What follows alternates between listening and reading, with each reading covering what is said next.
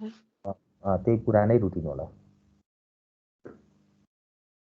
पहिले हाम्रो रुटिनमा जे थियो होइन त्यस्तै हो।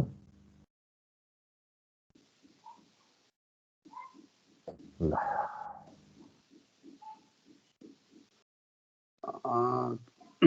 नेत्रजी तपाईले रेकर्ड नगर्नु होला है, सरले रेकर्ड गर्नु भएको छ। सबैले गर भने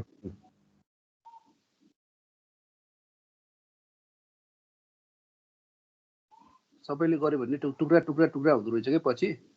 हो हो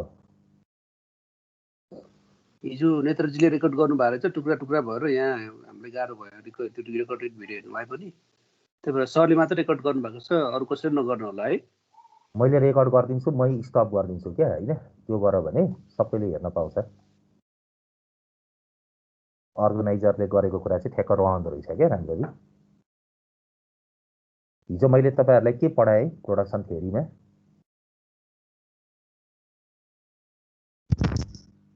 यो कप डगलस प्रोडक्सन फङ्सन्सहरू पढाएँ होला।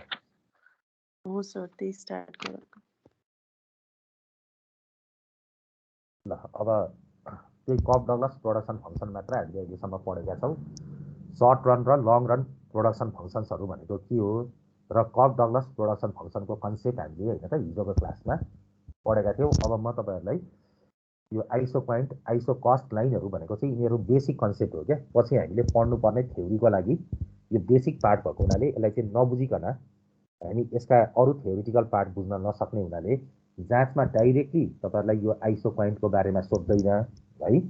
तर यो नजानिकन अगाडि बढ्न गाह्रो हुने हुनाले यसको बेसिक कन्सेप्ट हामीले बुझ्नुपर्ने हुन्छ क्या यहाँ। त्यही भएर यसलाई चाहिँ जाँचको प्रिपरेसन भन्दा पनि यसपछि पढ्ने अरू टपिकको प्रिपरेसनको लागि हामीले यो बेसिक कन्सेप्ट हामीले लिनुपर्ने हुन्छ।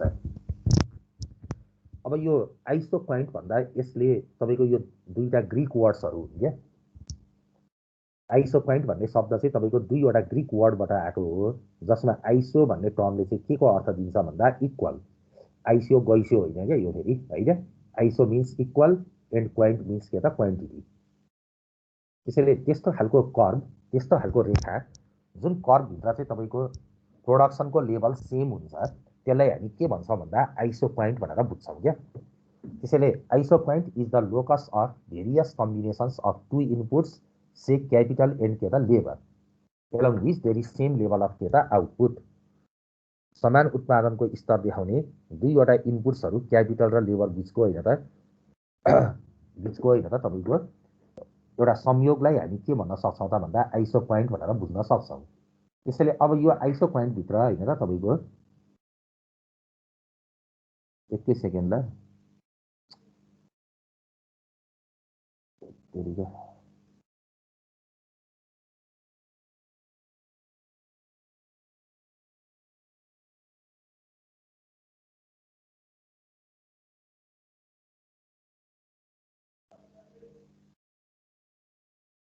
एक सेकेन्ड ल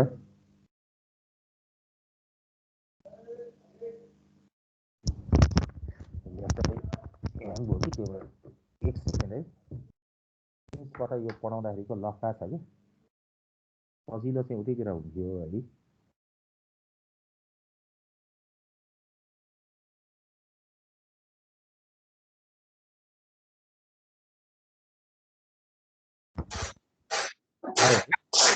स्क्रिनमा आयो है आइसो पोइन्ट। आइसो भनेको इक्वल भयो र पोइन्ट भनेको के हो त भन्दा क्वान्टिटी हो। त्यसैले आइसो पोइन्ट भन्ने बित्तिकै हामीले के बुझ्नु पर्यो भन्दा नि कम्पनीले जस्तो वस्तु उत्पादन गर्दा Q is a function of two inputs, एउटा क्यापिटल प्रयोग गर्छ, अर्को के प्रयोग गर्छ अरे सपोज लेबर।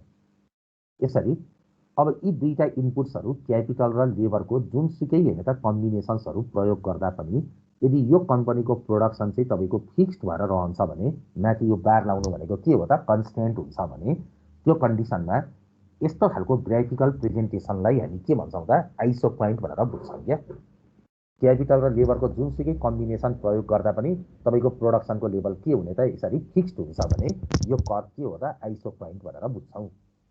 र अब यो आइसो पोइन्टभित्र नि तपाईँले यसो गेस गर्नु त यो प्रोडक्सनको लेभल जब तपाईँको फिक्स्ड हुन्छ भने यो कम्पनीले क्यापिटल जति बढाउँछ त्यति लेबर के गर्नुपर्ने हुन्छ र जुनसुकै पोइन्टले पनि तपाईँलाई समान उत्पादनको स्तर देखाउनु पर्ने छ भने क्यापिटल इन्क्रिज गर्दै जाँदा तपाईँले लेबरको युनिट के गर्नुपर्छ घटाउनु पर्ने हुन्छ त्यसैले आइसो पोइन्ट भनेको कस्तो आकारमा हुन्छ त भन्दाखेरि यतातिर सपोज तपाईँले क्यापिटल र यो एक्सिसमा तपाईँले लेबर भनेर प्लट गर्नुभएको छ भने यो आइसो पोइन्ट भनेको जहिले पनि डाउनवर्ड स्लोपिङ नेचरको हुन्छ यो किन डाउनवर्ड स्लोपिङ हुन्छ भन्दा किनकि यो आइसो पोइन्टको सपोज तपाईँ पोइन्ट एमा क्यापिटल र लेबर होइन त सपोज K1 र L1 बराबरको प्रयोग गरिराख्नु भएको छ अब एबाट तपाईँ बीमा जानुहुन्छ भने तपाईँको प्रोडक्सनको लेभल त सेम हो त्यसैले समान उत्पादनको स्तरलाई हासिल गर्नको निम्ति तपाईँ एबाट बीतिर मुभ गर्नुहुन्छ भने तपाईँले क्यापिटल थप्नुपर्ने अवस्थामा लेबरको अमाउन्ट के गर्नुपर्ने हुन्छ घटाउनु पर्ने हुन्छ त्यसैले in order to maintain the same level of production होइन त when one input is increased the another input must be के त decreased त्यही भएर आइसो पोइन्ट भनेको जहिले पनि यो सेपमा हुन्छ भनेर बुझ्नु पर्यो अब यो आइसो पोइन्टको जुनसुकै पोइन्टले पनि होइन त प्रोड्युसरलाई सेम लेभलमा प्रोडक्सन देखाउने कारणले गर्दा प्रोड्युसरले कुन कम्बिनेसनलाई चुज गर्ने भन्ने कुरामा ऊ सधैँ न्युट्रल वा ऊ तटस्थ हुने हुनाले कहिलेकाहीँ यसलाई हामी प्रोड्युसर्स इन्डिफरेन्स कर्भ पनि भनेर नाम राख्न सक्छौँ प्रोड्युसरको इन्डिफरेन्स कर्भ भन्नु र होइन त आइसो पोइन्ट भन्नु एउटै कुरा हो त्यस्तै गरी यो कर्भको जुनसुकै पोइन्टमा इक्वल प्रोडक्सन हुने कारणले गर्दा कतिपय ठाउँमा चाहिँ यसलाई इक्वल प्रोडक्ट कर्भ भनेर पनि लेखिएको हुनसक्छ अब यो आइसो पोइन्टमा तपाईँहरूले अर्को जान्नुपर्ने कुरा के हो त भन्दा नि यसको स्लोप अफ आइसो पोइन्ट भनेको के हो त भन्दाखेरि तपाईँले दुईटा एक्सिसमा के राख्नुभएको छ त एउटा लेबर अर्कोतिर क्यापिटल यसको मतलब के हो त भन्दा क्यापिटलको 1 युनिट तपाईँले इन्क्रिज गर्न खोज्दा तपाईँले लेबर जतिले सेक्रिफाइस गर्नुहुन्छ त्यो अमाउन्टलाई हामी के भन्छौँ भन्दा आइसो पोइन्टको स्लोप भन्छौँ जस्तो स्लोप भनेको जहिले पनि यतातिर एक्स यतातिर वाई छ भने होइन त यहाँ तपाईँले बनाएको कुनै पनि लाइनको लागि स्लोप भनेको जहिले पनि डेल्टा वाईको मुनि के हुन्छ त डेल्टा एक्स हुन्छ तर वाई भने जस्तो अब हाम्रो लागि के छ त एल छ र एक्स भने जस्तो यहाँ के छ त के भएको कारणले गर्दा आइसो पोइन्टको स्लोप भनेको डेल्टा एलको मुनि के लेख्न पाइयो त डेल्टा के अब यसलाई म के गरिदिन्छु भन्दा एकपल्ट हेर्नुहोस् है त डेल्टा एल है त अपन डेल्टा क्यू अनि होल अपन फेरि डेल्टा के को मुनि डेल्टा क्यू भनेर यसरी लेख्न पाउँछु मैले माथि र तल दुईटै न्युमरेटर र डिनोमिनेटरलाई डेल्टा क्यूले के गरे त डिभाइड गरे अहिले अब एउटा हामीले अस्ति हिजो पढेको कफ डगलस प्रोडक्सन फङ्सनको प्रपर्टीले हामीलाई के सिकाएको छ भन्दाखेरि मार्जिनल प्रोडक्ट भनेर हामीले पढेका छौँ र त्यो मार्जिनल प्रोडक्टको कन्सेप्ट के थियो त भन्दाखेरि होइन त एउटा सिम्पल एउटा लजिक यहाँ बुझौँ मार्जिनल प्रोडक्ट अफ लेबर भनेर हामीले पढ्दा के गर्यौँ त मार्जिनल प्रोडक्ट अफ लेबर भनेको के पढियो त derivative of Q with respect to के त एल भनेर हेरियो होइन त यही डेरिभेटिभ भनेकै डेल्टा क्यूको मुनि के भन्न खोजेको त डेल्टा एल भन्न खोजेको तर यहाँ अब एमपिएल भनेको delta Q upon delta L हुन्छ एमपिएलको मुनि त 1 छ त्यसैले यसलाई तपाईँले उल्टो पारेर लेख्नुभयो भने के हुन्छ त डेल्टा एल माथि लग्ने र डेल्टा क्यू यदि तपाईँले तल ल्याउनुहुन्छ भने यो 1 माथि जान्छ यो एमपिएल के हुन्छ त तल आउँछ त्यही भएर यो माथिको एक्सप्रेसन यतिको लागि delta L upon delta Q छ भने त्यसलाई हामी 1 अपन एमपिएल भनेर लेख्न सक्छौँ र त्यस्तै गरी एमपीके भनेर हामीले पढेको डेल्टा क्यू अपन के थियो त डेल्टा के थियो होइन त डेरिभेटिभ र डेल्टा भनेको एउटै कुरा हो क्या अब यसलाई पनि तपाईँले उल्टाइदिनु भयो भने के आउँछ त यो तलको पार्ट आउँछ कि आउँदैन त डेल्टा के माथि जान्छ डेल्टा क्यू तल आउँछ भने यो 1 लाई तपाईँले माथि लग्नु पर्यो एमपीकेलाई तल त्यसैले 1 अपन के लेख्न पाउनुभयो एमपीके अब यसलाई मिलाएर तपाईँले राख्नुहुन्छ भने एमपीके माथि जान्छ एमपिएल के हुन्छ त तल आउँछ तर यो आइसो पोइन्ट भनेको अहिले डाउनवर्ड स्लोपिङ भएको कारणले गर्दा क्यापिटल इन्क्रिज गरेको बेलामा लेबर के हुन्छ त घट्दै जान्छ त्यही भएर यो आइसो पोइन्टको स्लोप जहिले पनि के हुन्छ त नेगेटिभ हुन्छ त्यही भएर तपाईँले अगाडि एउटा माइनस साइन यसरी दिइराख्न सक्नुहुन्छ त्यसैले आइसो पोइन्टको स्लोप भनेको जहिले पनि के हो त भन्दा तपाईँले क्यापिटल इन्क्रिज गर्दै जाँदाखेरि लेबर यदि डिक्रिज गर्दै जानुहुन्छ भने त्यसलाई हामी आइसो पोइन्टको स्लोप भन्छौँ र यो क्यापिटल इन्क्रिज गर्दै जाँदा लेबरलाई तपाईँले हरेकचोटि जतिले घटाउँदै जानुहुन्छ त्यसलाई चाहिँ हामी marginal rate of technical substitution भन्छौँ। MRTS भन्ने शब्द छ क्या, marginal rate of technical substitution भन्छ। यो marginal rate of technical substitution भनेको के हो त भन्दाखेरि यो कम्पनीले हैन त यसको अर्थ चाहिँ हैन त यदि उसले हैन त क्यापिटललाई इन्क्रिज गर्न चाहन्छ भने लेबरलाई कतिले डिक्रिज गर्छ भनेर निकाल्नु पर्यो भने त्यही कन्सेप्ट भनेको के हुन्छ त MRTS हुन्छ। त्यही भएर MRTS भन्नु जहिले पनि डेल्टा एल अपन डेल्टा के, तर यो माइनसमा हुन्छ। र यो भन्नु र स्लोप भन्नु फेरि के हो त एउटै हो। त्यसैले कुनै पनि कम्पनीको लागि MRTS भन्नु, आइसो पोइन्टको स्लोप भन्नु या MPK को मुनि MPL को नेगेटिभ भ्यालु भन्नु, यो सबै कुरा के हो त एउटै हो। MRTS भनेको चाहिँ क्यापिटल थप्दा लेबर कतिले तपाईँले सेक्रिफाइस गर्नुहुन्छ त्यो अमाउन्ट MRTS हो। त्यही भनेको आइसो पोइन्टको के हुँदो रहेछ त स्लोप हुँदो रहेछ। र पछि हामीले न्युमेरिकल गर्दाखेरि यो च्याप्टरको न्युमेरिकल गर्दा आइसो पोइन्टको स्लोप भनेको चाहिँ फर्मुला के एप्लाई गरेर गर्नु पर्यो त माइनस MPK अपन MPL भनेर यसरी गर्नु पर्यो। ल अब यस अवस्थामा तपाईँको होइन त यो आइसो पोइन्टको कन्सेप्ट यति जान्दा पुग्छ क्या। जस्तो अब तपाईँले आइसो पोइन्ट यसरी माथिबाट गयो भने के बुझिन्छ र, यो स्लाइड एउटै हेर्दा तपाईँहरूलाई काफी हुन्छ क्या। आइसो पोइन्टमा धेरै हामीले टाइम वेस्ट गर्नु पर्दैन होइन, 3-4 पन्ना पढिराख्नु पर्दैन। यति कुरा हामीलाई बेसिक रूपमा चाहिन्छ। एउटा के आइसो पोइन्टको मिनिङ बुझियो, क्यापिटल र लेबरको जुनसुकै कम्बिनेसनबाट पनि कम्पनीको प्रोडक्सन सेम आउँछ भने त्यो इक्वल क्वान्टिटी देखाउने कर्वलाई हामी के भन्छौँ आइसो पोइन्ट भन्छौँ। आइसो पोइन्ट जहिले पनि यस्तो आकारको डाउनवर्ड स्लोपिङ हुनुपर्छ। आइसो पोइन्टको स्लोप भनेकै MRTS हो र MRTS भनेकै के रहेछ त भन्दा MPK अपन MPL, तर अगाडि के त नेगेटिभ भनेर बुझ्नु पर्यो। यो आइसो पोइन्ट जति जति माथि जान्छ त्यसको अर्थ के हो त IQ भन्दा IQ1 मा बढी उत्पादनको स्तर हामीले प्राप्त गर्छौँ। किनकि IQ भन्दा IQ1 माथि हुने बित्तिकै तपाईँले कि त क्यापिटल बढी प्रयोग गर्नुहुन्छ कि त लेबर बढी प्रयोग गर्नुहुन्छ। यसरी दुईटा इनपुट्स मध्ये कुनै एउटा इनपुटलाई तपाईँले बढी प्रयोग गर्नुहुन्छ भने तपाईँको प्रोडक्सनको लेभल पनि के भएर जान्छ त बढेर जान्छ। त्यही भएर तलको आइसो पोइन्ट भन्दा माथिको आइसो पोइन्टले जहिले पनि तपाईँलाई समान उत्पादनको बढी उत्पादनको स्तर देखाउँछ। एउटा आइसो पोइन्टभित्र सेम प्रोडक्सनको लेभल, तर हायर आइसो पोइन्टमा चाहिँ प्रोडक्सनको लेभल पनि के भएर जान्छ त बढ्दै बढ्दै जान्छ।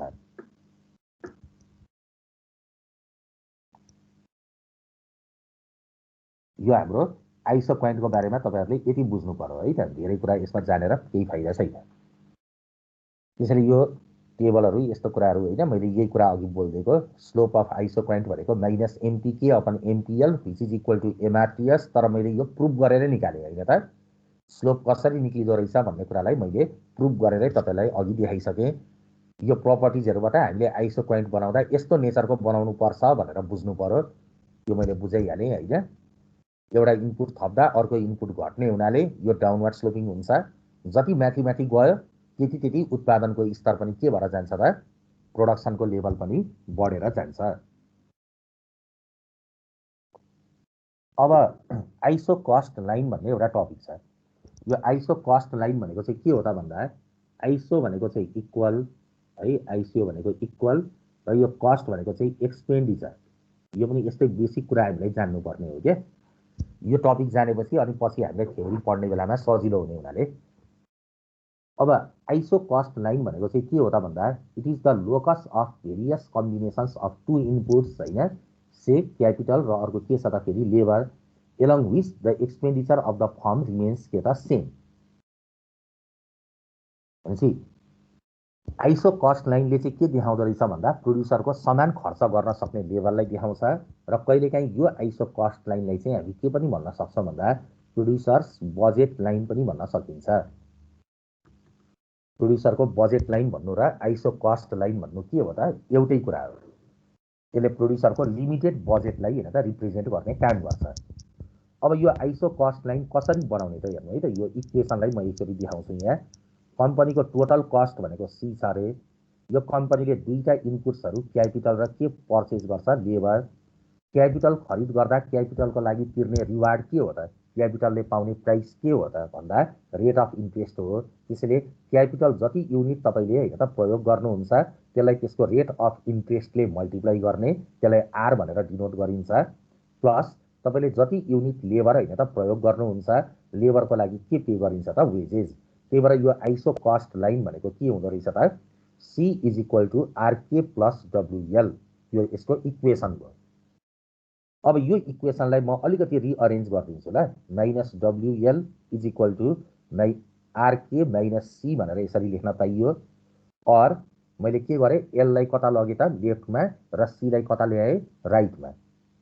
अब एल इक्वल्स टु कति हुन्छ र अब एलको मात्र भेल्यु राख्नु पर्यो भने minus R by W times K, अनि यो माइनस र माइनस प्लस सीको मुनि कति त डब्लु। अब यो दिएको इक्वेसनलाई तपाईँले Y is equal to MX plus सीसँग कम्पेरिजन गर्नु त। अब वाइ बराबर एमएक्स प्लस सीसँग कम्पेरिजन गर्दा के आउँछ एक्स भने जस्तो यो के हो, यो एक्ससँग टाँसिने एम भनेको के हो त स्लोप हो, र slope of iso cost line is equal to कति भन्न पाइने माइनस आर अपन कति त डब्लु भन्न पाइयो।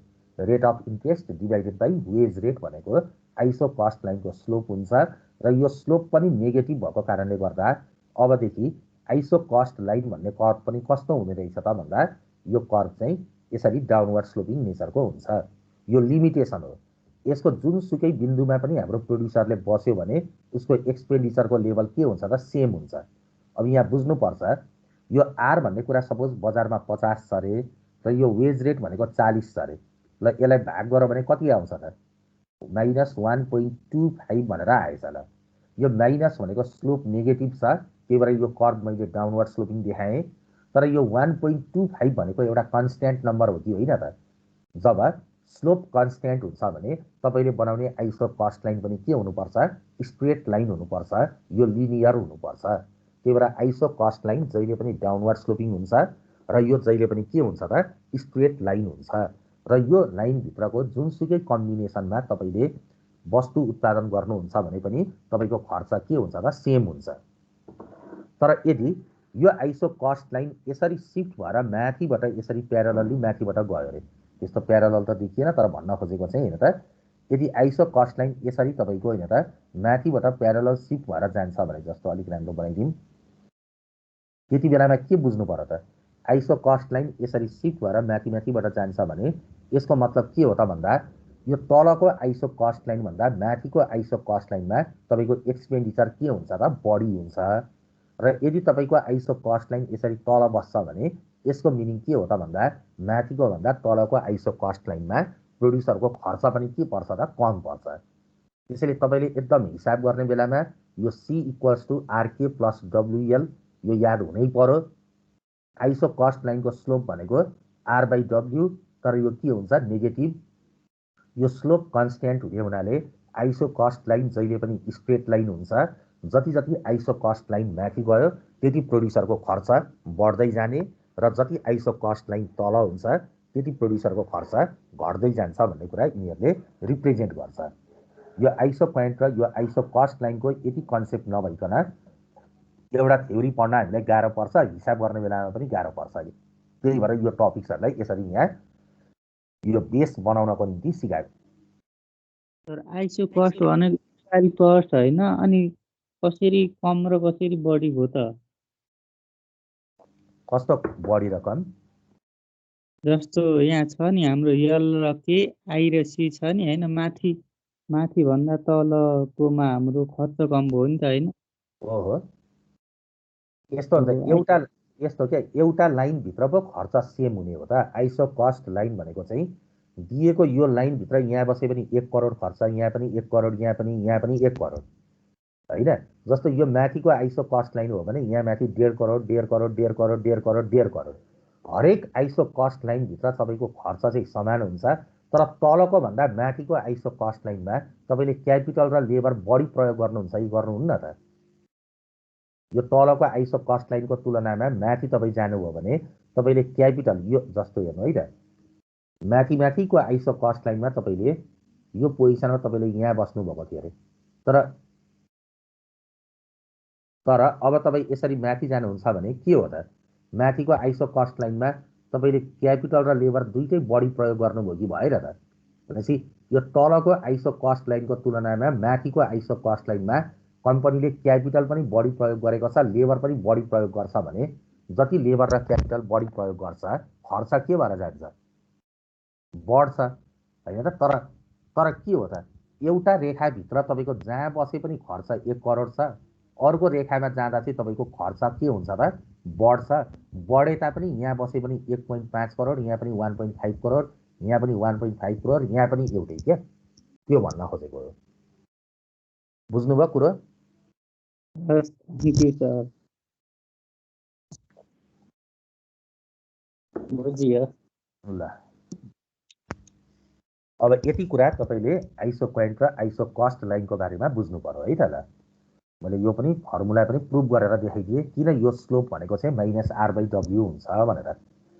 अब यसपछि एउटा टपिक छ यहाँ, optimal use or employment of one variable input भन्ने छ है त। एउटा मात्र परिवर्तनशील साधन कम्पनीले प्रयोग गर्दा एकदम इम्पोर्टेन्ट टपिक छन् है त। अब यिनीहरू चाहिँ थ्योरिटिकल पार्टमा कफ डगलस प्रोडक्सन फङ्सन भनेर जुन अगाडि पढेको छ त्यो पनि एकदम इम्पोर्टेन्ट हो। अब यसपछिका यो थ्योरी टपिकहरू 2-3वटा छन् होइन। यो टपिक्सहरू पनि एकदमै एक्जामिनेसन पोइन्ट अफ भ्यूमा इम्पोर्टेन्ट छन् र पछि न्युमेरिकल पनि यिनीहरूसँगै रिलेटेड भएर हामीले गर्ने हो।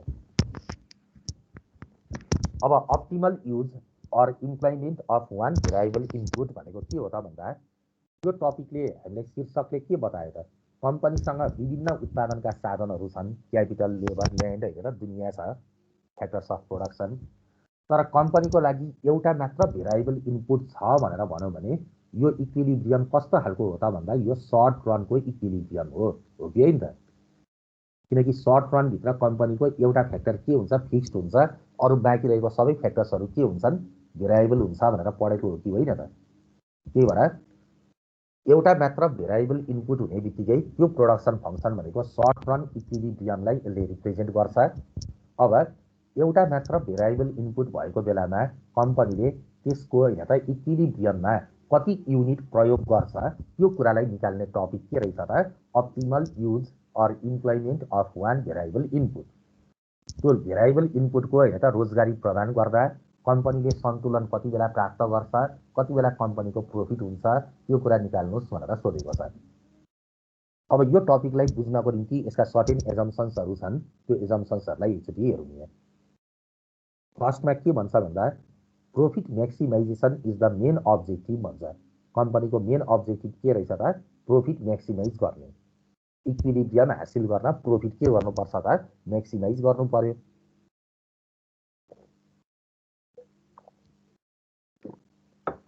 त्यस्तै गरी यो मोडलभित्र हामीले के एज्युम गर्छौँ भन्दा नि कम्पनीले एउटा मात्र कमोडिटी सपोज एक्स प्रोडक्सन गर्छ, हुज मार्केट इज पर्फेक्टली के त कम्पिटिटिभ।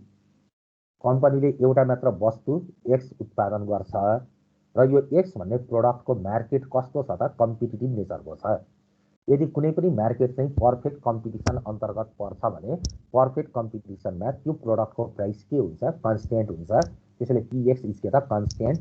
र अर्को कुरा के बुझ्नुपर्छ भन्दा जुन मार्केटमा प्राइस कन्स्ट्यान्ट हुन्छ त्यो मार्केटमा प्राइस भन्नु र एमआर भन्नु जहिले पनि के हुन्छ? इक्वल हुन्छ। प्राइस कन्स्ट्यान्ट हुनुको मतलब के हो त भन्दा त्यो मार्केट स्ट्रक्चरभित्र प्राइस र एमआर जहिले पनि इक्वल हुन्छ र यो कति बेला मात्र पोसिबल हुन्छ भन्दा जति बेला मार्केट स्ट्रक्चर के हुन्छ? पर्फेक्ट कम्पिटिसन अन्तर्गतको हुन्छ। अब अर्को एजम्सनले के भन्छ भन्दा कम्पनीले एउटा मात्र भेरिएबल इनपुट प्रयोग गर्छ होइन, हाम्रो हेडिङले त्यही भनेको छ। र त्यो भेरिएबल इनपुट चाहिँ के हो त भन्दा लेबर भनेर हामीले सपोज गरौँ। अब single variable input labour is employed whose market is perfectly competitive. फेरि अब लेबरको मार्केट पनि कम्पिटिटिभ छ भने लेबरको प्राइस भनेको के हो त? वेज रेट, र यसलाई हामीले डब्ल्यु भनेर डिनोट गरेका छौँ। र यो वेज रेट के हुनुपर्छ त? यो मार्केट स्ट्रक्चरमा कन्स्ट्यान्ट हुनुपर्छ होइन त। वेज रेट इज के त कन्स्ट्यान्ट। त्यसपछि अन्तिममा यो सर्ट रनलाई डिनोट गर्ने होइन त प्रोडक्सनको कन्सेप्ट भएको हुनाले सर्ट रनमा कम्पनीले हतपत टेक्नोलोजी परिवर्तन गर्न सक्दैन, त्यही भएर टेक्नोलोजी रिमेन्स के त कन्स्ट्यान्ट। अब कुनै पनि कम्पनीकोमा नि लेबरको कस्मेटिक भनेको के हो त? लेबरलाई सुसज्जित गर्ने काम केले गर्छ भन्दा त्यो कम्पनीले कुन लेभलको टेक्नोलोजीलाई प्रयोग गरेको छ। जति जति टेक्नोलोजी एडभान्स्ड हुन्छ त्यति कम्पनीभित्रको लेबरको काम गर्न सक्ने क्षमता पनि के भएर जान्छ, बढेर गएको देखिन्छ।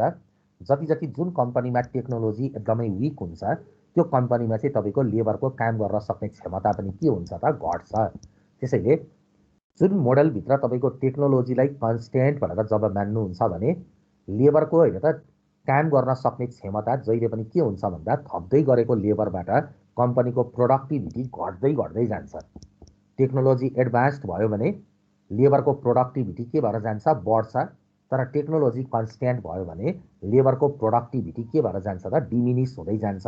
त्यही भएर टेक्नोलोजी कन्स्ट्यान्ट हुने सर्ट रनको एजम्सनको कारणले गर्दा यो मोडलभित्र मार्जिनल प्रोडक्ट अफ लेबर के हुँदै जान्छ त, घट्दै जान्छ भनेर बुझ्नु पर्यो।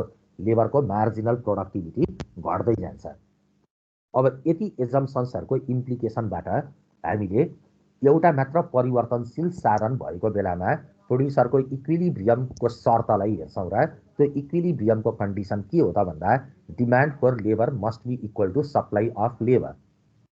Labour demand is equal to labour supply, होइन त, यसलाई इक्वेसन 1 भनेर लेखियो। अब डिएल अर्थात् डिमान्ड फर लेबर भनेको चाहिँ के हो त, यसलाई अलिकति अब म ब्रिफिङ गर्न चाहन्छु। यहाँ लेबरको डिमान्ड कसले गर्ने हो त, अहिलेको मोडलमा हामीले फर्मको पोइन्ट अफ भ्यूबाट पढिरहेका छौँ। फर्मले कति बेला सन्तुलन प्राप्त गर्छ भनेर हेरिरहेका छौँ, हो कि होइन त। त्यही भएर फर्मको साइडबाट लेबरको के गरिन्छ, डिमान्ड गर्छ। अब फर्मले लेबरको डिमान्ड किन गर्छ त, आहा लेबर थप्दाखेरि चाहिँ मेरो खर्च बढ्छ, क्या मजा भनेर लेबर थप्ने हो कि लेबर थप्दा मेरो आम्दानी बढ्छ भनेर चाहिँ लेबर थप्छ। फर्मले लेबरको डिमान्ड गर्नुको कारण के हो त, मेरो खर्च बढोस् भनेर हो कि इन्कम बढी होस् भन्नको निम्ति हो, इन्कम बढोस् भनेर। त्यही भएर लेबरको डिमान्ड भनेको कम्पनीको पर्सपेक्टिभबाट के हो त भन्दा इट इज अलवेज यो रेभिन्यू साइड हुन्छ क्या। यो जहिले पनि कम्पनीको लागि रेभिन्यू साइड भनेको के हो त, लेबरको डिमान्ड हो।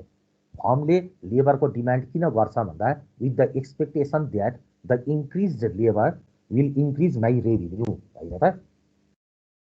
थपेको लेबरले मेरो इन्कम बढाइदिन्छ भन्ने एक्सपेक्टेसनमा I always want to increase the units of labour in my company.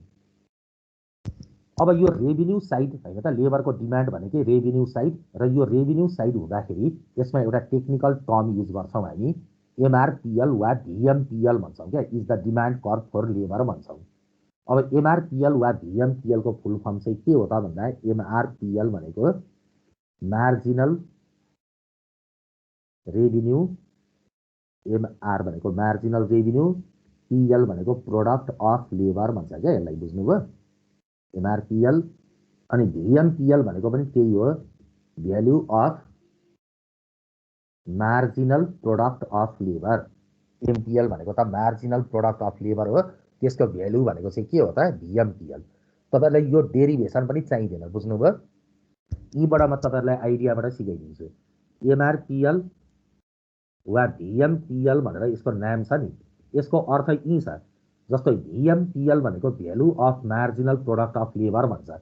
भनेको मार्जिनल प्रोडक्ट अफ लेबर भनेको के हो त, क्वान्टिटीमा आउने चेन्ज के कारणले गर्दा, लेबरको कारणले। जस्तो सुरुमा लेबरको क्वान्टिटी 1 हुँदाखेरि कम्पनीले 5 युनिट प्रोडक्सन गर्थ्यो अरे, 2 युनिट्स हुँदा 9 युनिट गर्छ अरे। भनेपछि एमपिएल भनेको कति आयो त, एउटा थपेको लेबरले कति प्रोडक्सन थपिदियो, 4 युनिट्सले हो। यो हाम्रो एमपिएल हो। एमपिएल भन्ने कुरा जहिले पनि फिजिकल युनिटमा हुन्छ। एउटा थपेको लेबरले कम्पनीमा 4 वटा जुत्ता होइन त उत्पादन गरो भन्न पाइयो यसरी। फिजिकल क्वान्टिटी भनेको त्यो हो। अब यसको भ्यालु भनेको के हो त, यसलाई भ्यालु असाइन गर्नु भनेको यसलाई प्राइसले मल्टिप्लाई गर्ने। जस्तो यो जुत्ता चाहिँ बजारमा बिक्री गर्दा एउटा जुत्ताको दाम 2000 रुपियाँ थियो अरे, प्राइस कति थियो, 2000। भनेपछि अब भिएमपिएल भनेको चाहिँ के हो त भन्दा यो एउटा लेबर तपाईँले थप्दा 4 वटा वस्तुले 4 वटा जुत्ता बढी उत्पादन गर्न सक्यो, र त्यो 4 वटा जुत्तालाई बजारमा बिक्री गर्दा तपाईँको कति आएछ त भन्दा पैसा कति आयो त, 4 जुत्ता थप्दाखेरि एउटा जुत्ताको दाम यो प्राइस होइन त 2000 छ भने मल्टिप्लाई गर्दा कति भयो त, 8000 रुपिस चाहिँ तपाईँको भिएमपिएल भयो। त्यसैले value of marginal product of labour भन्यो भने के बुझ्नु पर्यो, यो एमआरपिएल वा भिएमपिएल को फर्मुला है त। यो एमआरपिएल वा भिएमपिएल भन्नुको अर्थ के रहेछ भन्दा प्राइस इन्टु के गर्नु पर्यो एमपिएल, प्राइस इन्टु के गर्नु पर्यो एमपिएल। तर पर्फेक्ट कम्पिटिसनमा यो प्राइस भन्ने कुरा जहिले पनि केसँग इक्वल हुन्छ भनेर अघि मैले लेखाएको थिएँ। Under perfect competition price is equal to के त एमआर भनेर यहाँ छ कि छैन यी। त्यही भएर त्यो प्राइस भन्ने कुरालाई चाहिँ हेर त यहाँ केसँग इक्वल पारेको एमआर। त्यही भएर एमआरपिएल वा भिएमपिएल भनेको एमआर इन्टु एमपिएल भने पनि त्यही कुरा हो। एमआर भन्नु र प्राइस भन्नु पनि के हो त एउटै हो। यो एमआरपिएल को नाम पनि बडो गजब तरिकाले राखेको छ। यो मार्जिनल यहाँ पनि मार्जिनल छ नि, एमएमबाट एउटा कमन एम लियो क्या यहाँ, एम भनेको मार्जिनल। अनि त्यसपछि यो आर भनेको रेभिन्यू, यो पिएल भनेको के हो त प्रोडक्ट अफ लेबर। त्यसैले एमआरपिएल भनेको यो एमआर र एमपिएल को एमएमबाट एउटा एम लियो, आरपिएल भनेर राखियो क्या। यो एमआरपिएल भनेको कम्पनीको के रहेछ त लेबरको डिमान्ड कर्भ रहेछ।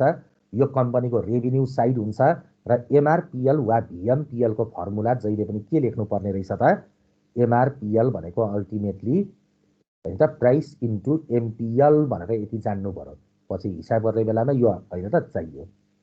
यस किन यो फर्मुला बनाएको भन्दा किनकि मार्जिनल प्रोडक्ट जति छ त्यो फिजिकल क्वान्टिटीमा हुन्छ। त्यसलाई आम्दानीको पक्ष भनेपछि यसलाई त पैसामा व्यक्त गर्नु पर्यो। त्यसैले त्यो एमपिएल भन्ने कुरा फिजिकल क्वान्टिटीमा छ, त्यसलाई प्राइसले मल्टिप्लाई गर भने यो रुपिज डलरमा आउन सक्छ, आम्दानी भन्ने कुरा देखिन्छ।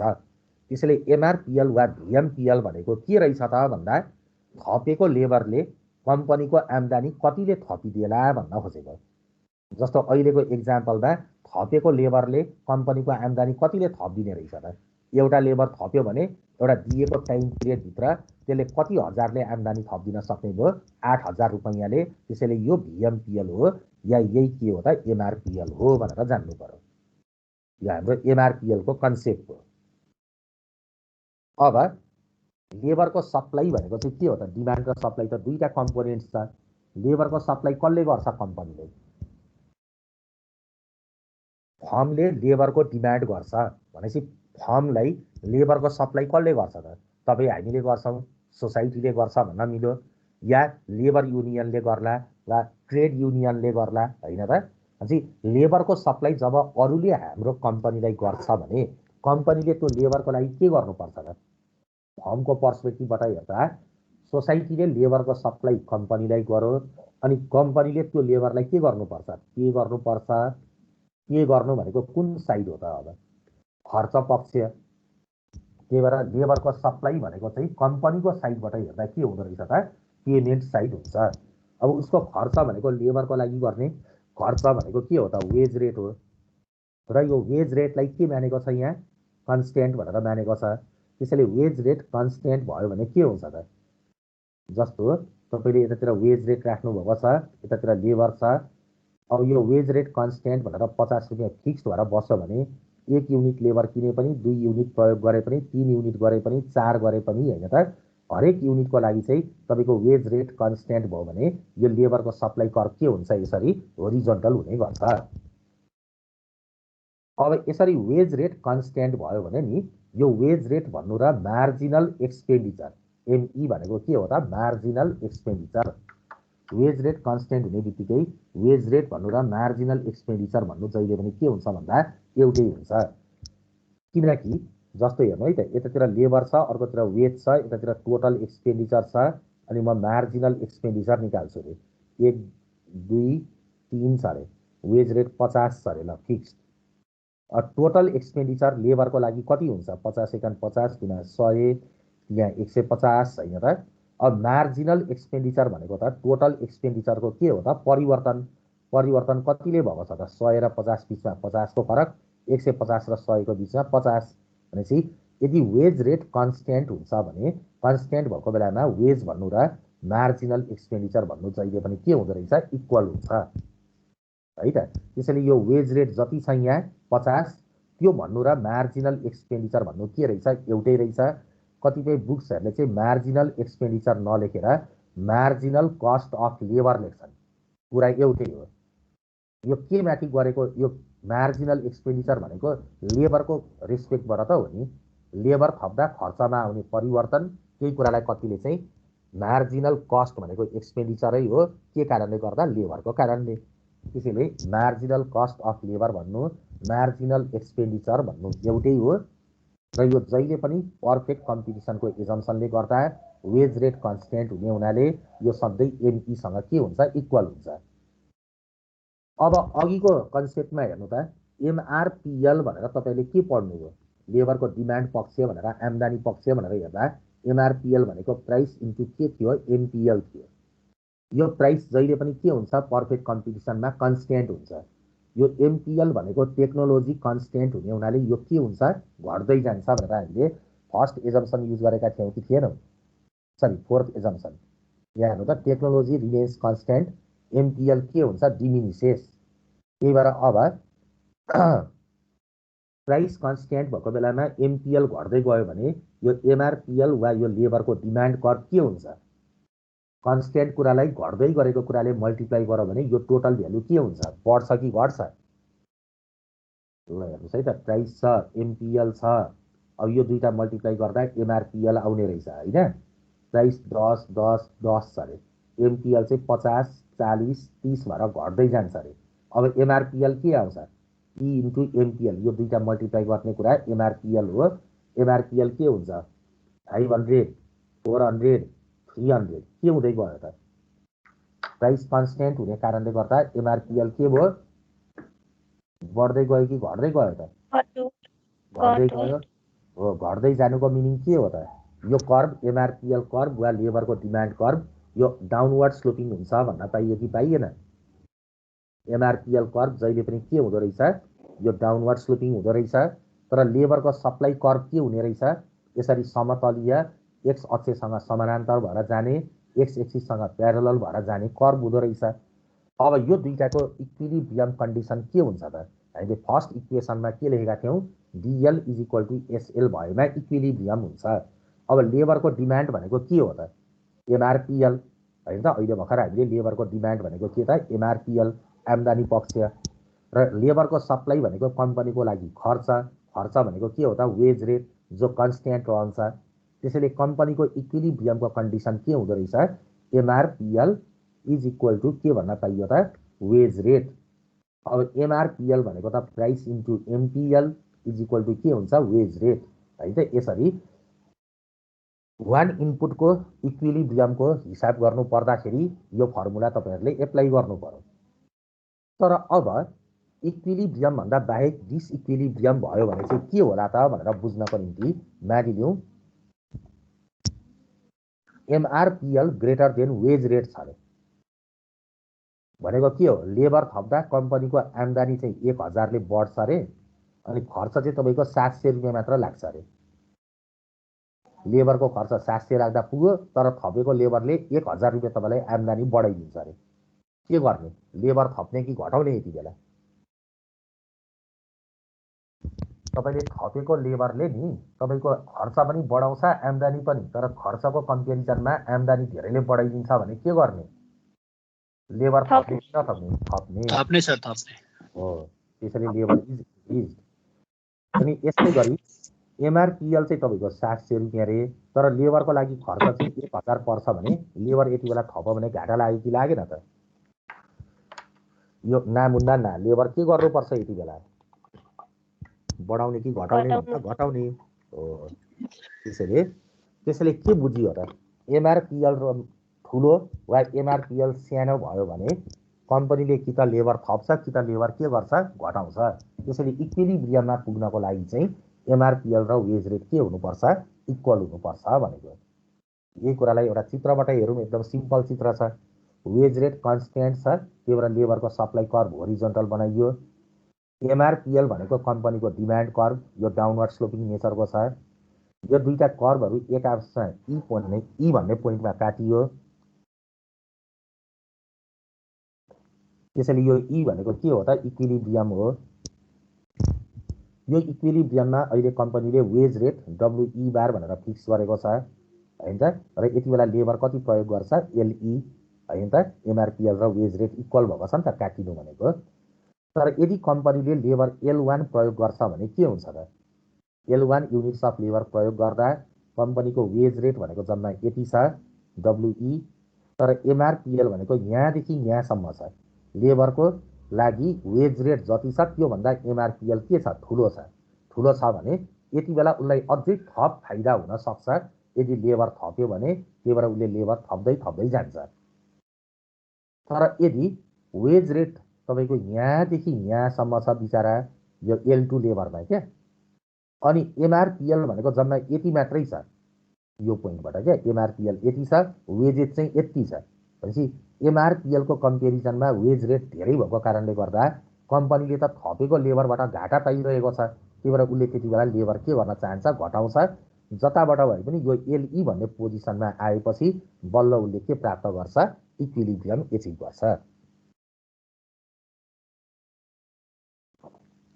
यो हाम्रो optimal employment of one input भन्ने कुरा भयो। ल अब यसपछि यो पनि अब अघि हामीले आइसो क्वाइन्ट र आइसो कस्ट लाइन भनेर पढेका छौँ नि, त्योसँग रिलेटेड होइन त, यो एउटा यसको थ्योरिटिकल पार्ट छ। आइसो क्वाइन्ट र आइसो कस्ट लाइनको अब प्रयोग गरेर होइन त हामी यो टपिकलाई बुझ्न सक्छौँ क्या। यहाँ optimal use or employment of two variable inputs भनेर राखेको छ। अघि कतिवटा इनपुट्सको केस पढ्नुभयो? एउटा इनपुट भनौँ भने एउटा भयो, इनपुट्स भनौँ भने कतिवटा आयो त? अब दुईटा। यो अवस्थामा कम्पनीको इक्विलिब्रियम कति बेला हुन्छ भनेर हेर्छौँ क्या। यहाँ आउटपुट भन्ने कुरा केमा डिपेन्डेन्ट हुन्छ त? दुईटा इनपुट्सहरू छन् भनेर हामीले दुईटा भेरिएबल इनपुट्सहरू के सपोज गरियो त? एउटा क्यापिटल र अर्को लेबर भनेर यसरी लियौँ। अब यस अवस्थामा यो कम्पनीले क्यापिटल र लेबरको मात्रा कति प्रयोग गर्न सक्यो भने उसले होइन त प्रॉफिट मैक्सिमाइज गर्न सक्छ। त्यो टपिकलाई हामी optimal use or employment of two variable inputs भनेर बुझ्छौँ। अब यो केसमा कम्पनीले के गर्ला त? अब हेर्नुहोस् है त, कम्पनीको उद्देश्य भनेको प्रॉफिट के गर्ने हो त? मैक्सिमम गरेर इक्विलिब्रियम हासिल गर्ने। अब प्रॉफिट भनेको जहिले पनि R माइनस के हो त? C हो। R भनेको P इन्टु के हो त? Q माइनस C हो। अब यो कम्पनीले प्रॉफिट मैक्सिमाइज गर्ने उसँग दुईवटा पद्धति हुन्छ। यदि उसको लागि यो कस्ट फिक्स छ भने, आउटले एक्सपेन्डिचर होइन त बजेट फिक्स छ भने के गर्ला त? यदि उसको लागि यो बजेट वा कस्ट फिक्स्ड छ भने यो कम्पनीले प्रॉफिट मैक्सिमम गर्नको निम्ति सकेसम्म क्यू के गर्नुपर्छ त? मैक्सिमाइज गर्नुपर्छ। कस्ट गिभन छ भने उसले आउटपुट के गर्नु पर्यो त? मैक्सिमाइज गर्नु पर्यो। त्यस्तै गरी प्रॉफिट मैक्सिमाइज गर्नको निम्ति सपोज R माइनस C हो, R भनेको P into Q minus C। यदि आउटपुटको लेभल फिक्स छ भने चाहिँ के गर्ला त? यदि उसको प्रोडक्सनको लेभल यति भन्ने कुरा पहिले नै बजारमा उसले रिसर्च गरेर आउटपुट मैले यति बिक्री गर्नुपर्छ, एक महिनामा 1 लाख युनिट मैले सेल गर्नुपर्छ भनेर प्लान गरेछ। अब त्यो 1 लाख युनिट प्रोडक्सन गर्नको निम्ति प्रॉफिट मैक्सिमाइज गर्न आँटेको छ भने उसले सकेसम्म कस्ट के गर्न चाहन्छ? मिनिमाइज गर्न चाहन्छ। त्यसैले यदि कस्ट गिभन छ भने आउटपुट मैक्सिमाइज गर्ने, र यदि आउटपुट गिभन छ भने उसले कस्ट के गर्नुपर्छ? मिनिमाइज गर्नुपर्छ। त्यो अनुसार उसले क्यापिटल र लेबरको छनौट गर्यो भने त्यो अवस्थामा उसले के प्राप्त गर्छ त? इक्विलिब्रियम। यही कुरा लेखेको छ यहाँ। In this context producers equilibrium is defined as a situation in which a producer makes choice of two inputs in such a way that he can maximise output with the given cost. होइन त, खर्च दिएको छ भने output उसले के गर्छ? Maximise गर्छ। Or he can minimize cost in order to produce the given level of output। कि त कस्ट मिनिमाइज गरेर कि त आउटपुट मैक्सिमाइज गरेर उसले के गर्न सक्छ त? इक्विलिब्रियम हासिल गर्छ। अब यो टपिकमा तपाईँको एकातिर आउटपुटको कुरा छ, अर्कोतिर कस्टको कुरा छ। त्यही भएर हामीलाई दुईवटा ग्राफिकल टुल्सहरू चाहिने भयो। एउटा आइसो क्वाइन्ट जसले उत्पादनको स्तर देखाउँछ, अर्को खर्चको कुरा गरेको हुनाले आइसो कस्ट लाइन चाहियो। यो दुईटा ग्राफिकल टुल्सको आधारबाट हामीले अप्टिमल इम्प्लोइमेन्ट बुझ्न सक्दा रहेछौँ। अब इक्विलिब्रियम कन्डिसन्स भनेको के हो त भन्दा यति बेला आइसो क्वाइन्ट र आइसो कस्ट लाइन एक आपसमा के हुनुपर्छ? टेन्जेन्ट हुनुपर्छ। जब दुईटा कर्भहरू एक आपसमा टेन्जेन्ट हुन्छ भने आइसो क्वाइन्टको स्लोप र आइसो कस्ट लाइनको स्लोप एक आपसमा के हुनुपर्छ इक्वल हुनुपर्छ आइसो पोइन्टको स्लोप भनेको हामीले अघि भर्खर एमआरटीएस भन्यौं र आइसो कस्ट लाइनको स्लोप भनेको R/W तर सरले माइनस किन लेखेन भन्दा किनकि लेफ्टतिरको पनि माइनस हुन्छ राइटतिर पनि माइनस हुन्छ काटिन्छ नि त त्यही भएर एमआरटीएस इक्वल टु R/W लेख्दा पुग्यो र एमआरटीएस वा आइसो पोइन्टको स्लोप भनेको हामीले लास्टमा के पढ्यौं त एमपीके अपन एमपीएल हैन त इज इक्वल टु के हुनु पर्यो त R/W हेर्नु त यो फर्मुला पछि हिसाब गर्ने बेलामा खुब आवश्यकता पर्छ MPK upon MPL is equal to R/W अब यो फर्मुला कतिपय किताबमा यसरी लेखेको छ भने नझुकिनु एउटै कुरा त हो कि हैन त लेबर माथि छ भने वेज रेट त्यहीसँग छ क्यापिटलसँग त्यसको रेट अफ इन्ट्रेस्ट छ यो लेख्नु र यो लेख्नु त उल्टो पारेको त हो नि तर झुकेर चाहिँ यसरी लेख्यो भने बर्बाद भयो एमपीके को मुनि एमपीएल अनि क्यापिटल माथि छ माथि चाहिँ डब्ल्यू तल चाहिँ आर लेख्यो भने फस गयो रे ओभामा सकियो खेल हिसाब बिग्रियो क्यापिटल जता हुन्छ त्यसको रेट त्यति हुनुपर्छ लेबर जता हुन्छ त्यसको रेट त्यतिखेर राख्ने र अर्को चाहिँ आइसो पोइन्ट जहिले पनि कन्भेक्स हुनुपर्छ वा यो एमआरटीएस भन्ने कुरा घट्दै जान्छ भन्ने कुरा हुन्छ यो दुईटा इक्विलिब्रियम कन्डिसन्सहरूको आधारबाट अब प्रोड्युसरको इक्विलिब्रियमलाई बुझ्नको निम्ति हामीसँग दुईटा केसेस हुँदो रहेछ एकचोटि कस्ट वा टोटल आउटले वा यसलाई एक्सपेन्डिचर अर के पनि भन्न सकिन्छ त बजेट हैन जे दियोस् इज फिक्स्ड भनेको क्या गिभन भनेको यदि प्रोड्युसरको खर्च वा आउटले वा हैन त बजेट वा एक्सपेन्डिचर कन्स्टेन्ट छ भने के होला भन्ने कुरा पहिलो केसमा पढ्छौं यसलाई हामी कन्स्टेन्ट आउटपुट म्याक्सिमाइजेसन भन्छौं आउटपुट चाहिँ म्याक्सिमाइज गर्ने तर कन्स्टेन्टको रूपमा के छ त खर्च छ अब यो अवस्थामा प्रोड्युसरको अब्जेक्टिभ के हुन्छ त यदि खर्च फिक्स्ड छ भने उसले क्यापिटल र लेबरको छनौट यस्तो तरिकाले गर्छ कि उसले आउटपुटलाई के गर्न खोज्छ त म्याक्सिमाइज गर्न खोज्छ यदि कस्ट गिभन छ भने आउटपुट के गर्न खोज्छ म्याक्सिमाइज गर्छ त्यही भएर maximise output which is a function of capital comma labour subject to cost उसको लागि फिक्स छ लिमिटेसन उसको कस्ट हो which is equal to RK plus के त डब्ल्युएल ल अब यो कुरालाई तपाईको एउटा ग्राफबाट यहाँ बनेकै ग्राफलाई म एकचोटि यहाँ रफली तपाईहरुलाई सिकाइदिन्छु कसरी बनाउने भनेर जस्तो यो सुरुको आइसो कस्ट लाइन छ रे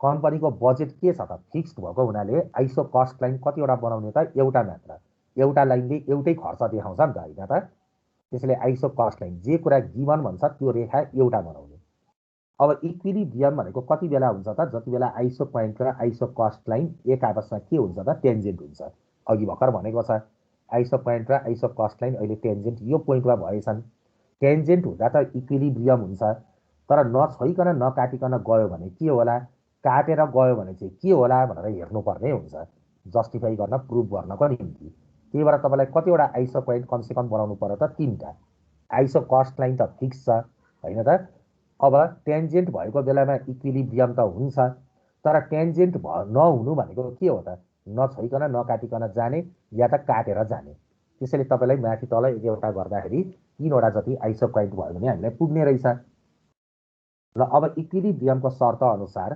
तपाईले हेर्नुभयो भने के हुन्छ यो IQ3 ले अघि मैले भने अनुसार सबभन्दा बढी आउटपुट त यसले देखाउँछ IQ3 ले देखाउँछ तर यो IQ3 भन्ने आइसो पोइन्ट सबभन्दा माथि पर्ने कारणले गर्दा यो एचिभेबल छैन हैन त किनकि प्रोड्युसरको खर्च गर्न सक्ने क्षमता IC हो यो IQ3 माथि परेको कारणले गर्दा it is out of reach it is rejected by the fund आकाशको फल आँखा तरी मर भने जस्तो हो हैन त त्यसमा प्रोडक्सनको लेभल के छ त भन्दा तपाईको एकदमै उच्चतम छ जुन चाहिँ तपाईको बजेटको सिमाना भन्दा भ्याउन नसक्ने कन्डिसन छ त्यही भएर यसलाई रिजेक्ट गरियो अब प्रोड्युसरले कि त ए मा बस्न सक्ला कि त ई मा कि त कसमा बस्न सक्छ त पोइन्ट बी मा किनकि ए ई र बी यो तीनवटै पोइन्टहरू एउटै आइसो कस्ट लाइनमा परेको छ कि छैन त एउटै आइसो कस्ट लाइन भित्र पर्ने हुनाले ए मा ई मा अर बी मा जहाँ बसे पनि उसको त्यति नै खर्च हुन्छ यो लाइनले त्यति नै खर्च देखाउँछ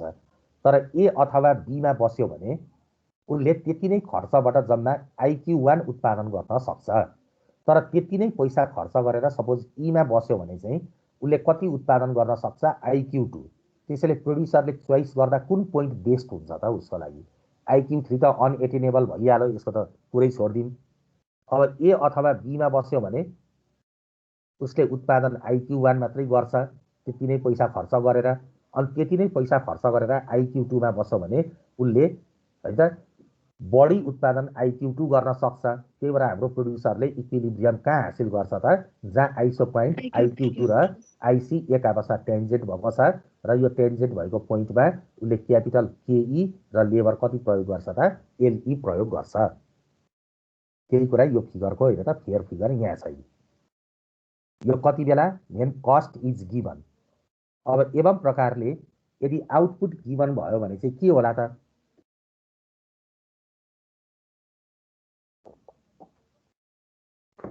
अब आउटपुट गिभन छ भने हैन त, यदि कम्पनीको प्रोडक्सनको लेभल चाहिँ गिभन छ भने यो केसमा तपाईँको कहिलेकाहीँ यसलाई आउटपुटको साटो प्रोडक्सन कोटा भनेर दियो भने पनि नझुकिनु।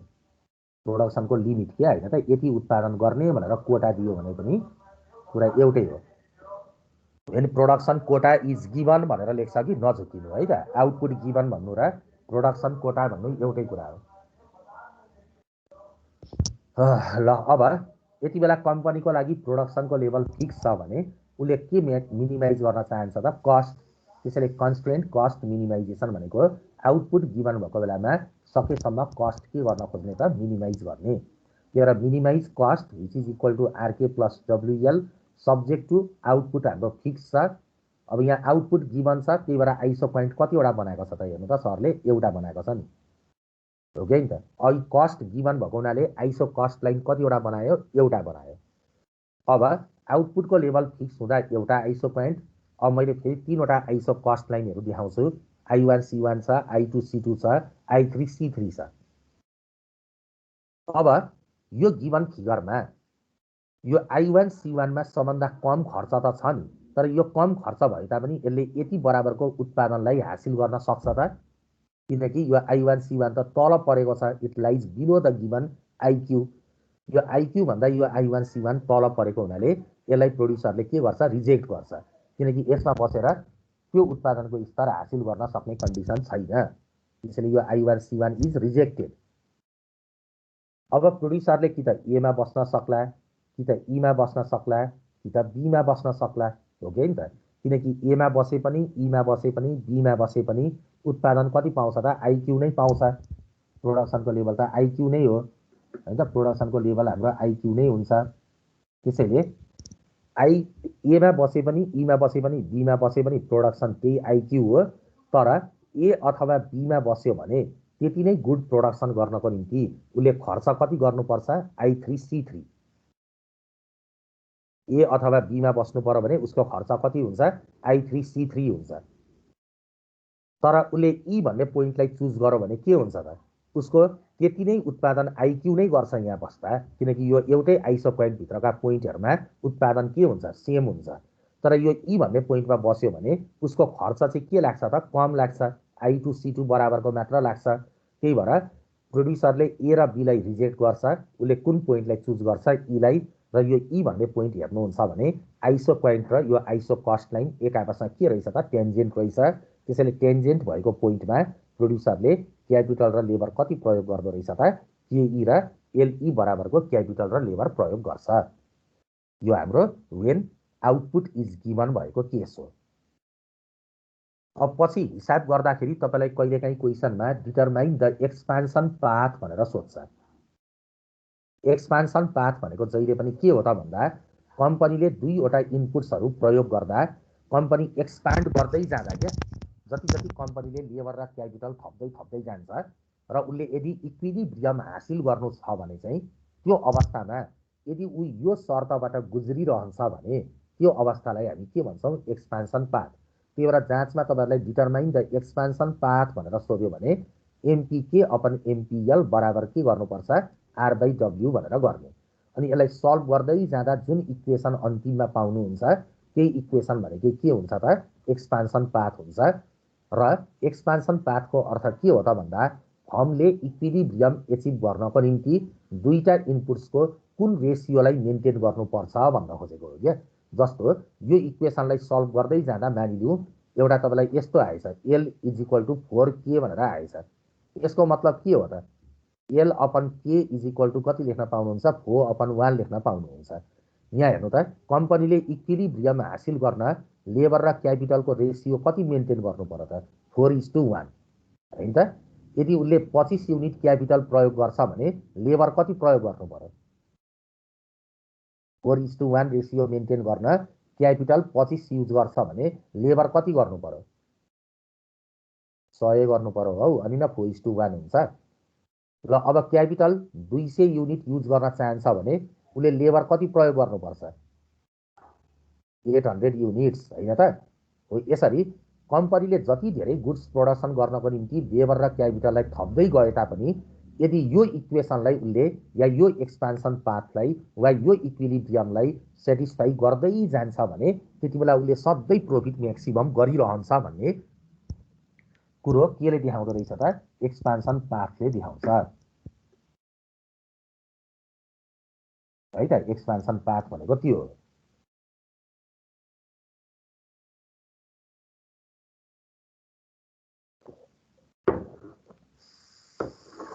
कुरा बुझियो? एक्सपान्सन पाथको अर्थ कम्पनीले इक्विलिब्रियम हासिल गर्नको निम्ति लेबर र क्यापिटलको जुन रेसियो मेन्टेन गर्नुपर्ने हुन्छ त्यो रेसियोलाई हामी के भन्दा रहेछौँ त?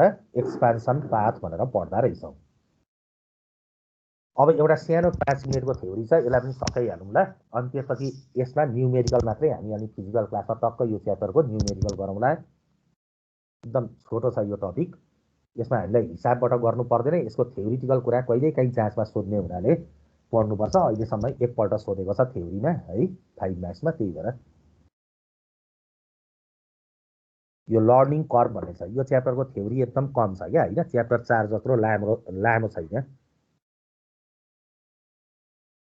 ल अब यो लर्निङ कर्भ भन्छ, सिकाइ वक्र भन्छ क्या होइन त। हामीले जुन सुनिरहेछौँ नि, काम गर्दै जाँदा सिक्दै जाने, लर्निङ बाई डुइङ भन्छ नि, त्यही कन्सेप्ट हो क्या यो। लर्निङ कर्भलाई कहिलेकाहीँ अनुभव वक्र पनि भन्छ, एक्सपिरियन्स कर्भ पनि भन्छ। यसले के देखाउँछ भन्दा कुनै एउटा गिभन एक्टिभिटीको लागि कम्पनीको लर्निङ रेट कस्तो छ भन्ने कुरालाई ग्राफिकल्ली प्रेजेन्ट गर्ने काम गर्छ।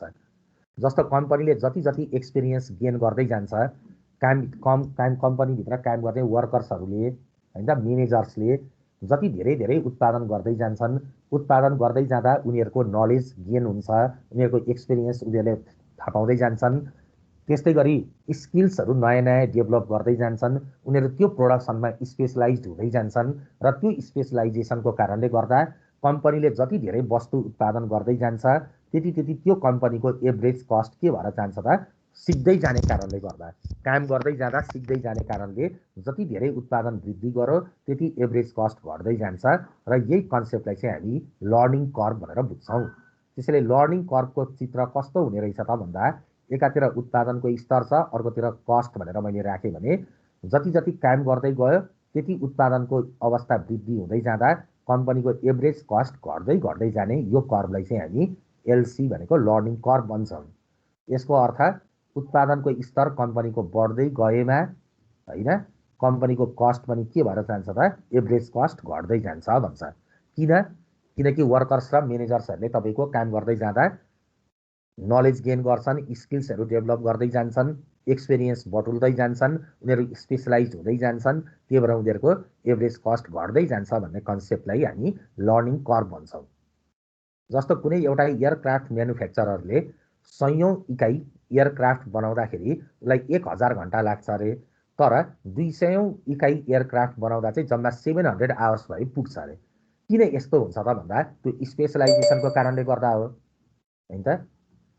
As managers and workers gain production experience, they usually become more efficient, especially when the production process is relatively new. त्यही कारणले गर्दा गुड्स प्रोडक्सन गर्दै जाँदा उनीहरू बढी कुशल हुँदै जान्छन्, इफिसियन्ट हुँदै जान्छन्, त्यही भएर त्यस्तो घटना घट्छ भन्ने कन्सेप्टलाई हामी लर्निङ कर्भबाट बताउँछौँ।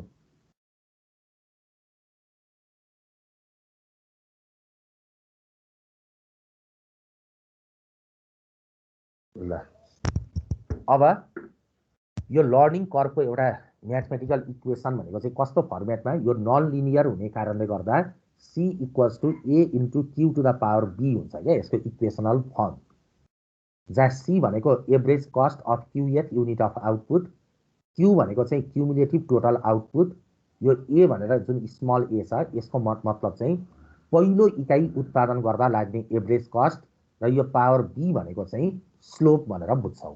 यो लर्निङ कर्वको स्लोप वा उत्पादनको स्तरमा गरेको वृद्धि अनुसार एभरेज कस्ट कतिले परिवर्तन हुन्छ भनेर हेर्नुहुन्छ हैन। यो क्यूको कारणले गर्दा सीमा आउने चेन्ज भनेको के हो त, यो बी हो क्या स्लोप।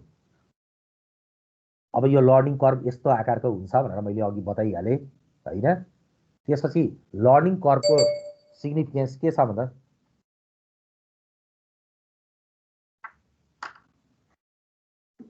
अब लर्निङ कर्वको सिग्निफिकेन्स के हो त भन्दाखेरि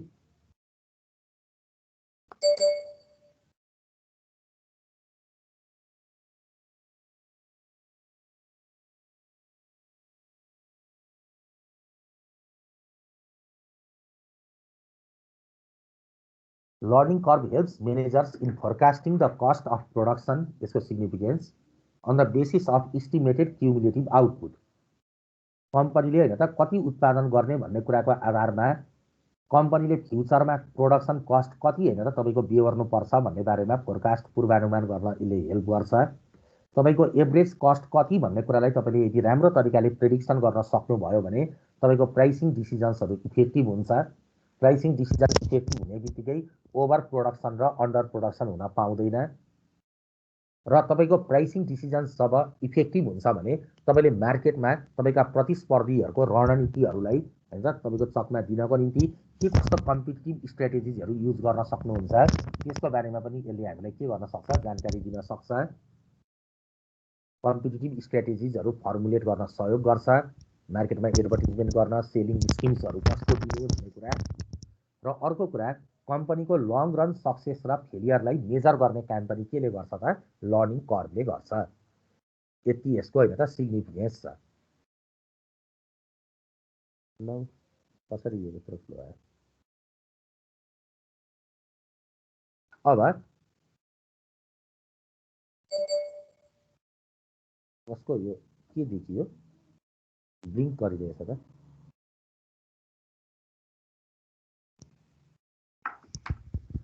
यो हाम्रो यसको सिग्निफिकेन्स भयो है। अब यसपछिको एउटा टपिक चाहिँ कस्तो छ भन्दा नि तपाईको हैन, एउटा टपिक चाहिँ कस्तो खालको छ भन्दाखेरि किन यो चलिरहेकै छैन, कसले के गर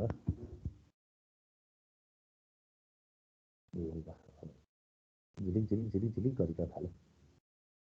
यो empirical estimation of short run cost function भन्ने टपिक छ, तर यो टपिकको चाहिँ यसको थ्योरिटिकल पार्ट हामीलाई चाहिँदैन, बुझ्नुभयो। यो टपिक राख्नुको मेन लजिकै कोर्स बनाउँदा यसबाट तपाईहरुलाई न्यूमेरिकल क्वेशन्सहरु हैन त सोध्न सकियोस् भन्नको निम्ति हो। त्यही भएर यसको न्यूमेरिकल पढ्दै यसको थ्योरिटिकल कन्सेप्ट पनि हामी बुझ्छौं। यो पार्टलाई चाहिँ हैन त हामीले एक मिनेटलाई एकदम झिलिक गरेर लेख्नै दिएन।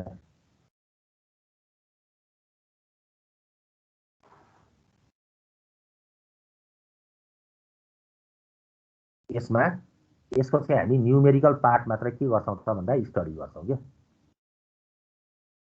हो गरिरहेको छ त स्लाइड्सहरु त फेरि